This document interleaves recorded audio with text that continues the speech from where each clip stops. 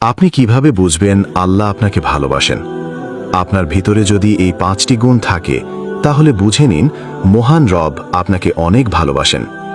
Number 1, যদি আপনি গুনাহ করে কাঁদেন আর আল্লাহর কাছে ফিরে যান তাহলে আপনি তার প্রিয় বান্দা। তওবা করা মানে শুধু ক্ষমা চাওয়া না, বরং গুনাহ থেকে ফিরে আসা। নাম্বার 2, যদি আপনি বাহ্যিক ও আত্মিকভাবে নিজেকে পরিষ্কার রাখেন, হারাম থেকে নিজেকে বাঁচিয়ে রাখেন, তাহলে আপনি আল্লাহর প্রিয়। যদি আপনি আল্লাহকে ভয় করেন, পাপ থেকে দূরে থাকেন, চোখ, জিহ্বা, হাত সবকিছুকে হালাল পথে রাখেন, তাহলে বুঝে নিন আল্লাহ আপনাকে ভালোবাসেন। নাম্বার 4, জীবনে কষ্ট, বেকারত্ব, অপমান এগুলো যদি আপনি সহ্য করেন আর আল্লাহর উপর ভরসা রাখেন, তাহলে আপনি তার প্রিয় বান্দা ও বান্দি। নাম্বার 5, আপনি যখন চেষ্টা করেন আর ফলাফলের জন্য আল্লাহর উপর নির্ভর করেন, তখন আপনি হন তার প্রিয় এক বিশ্বস্ত বান্দা।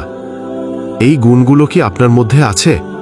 তাহলে দেরি না করে সেজদায় পড়ে যান, কারণ আজ হয়তো আপনি সেই সৌভাগ্যবান যাকে আকাশের মালিক ভালোবাসেন।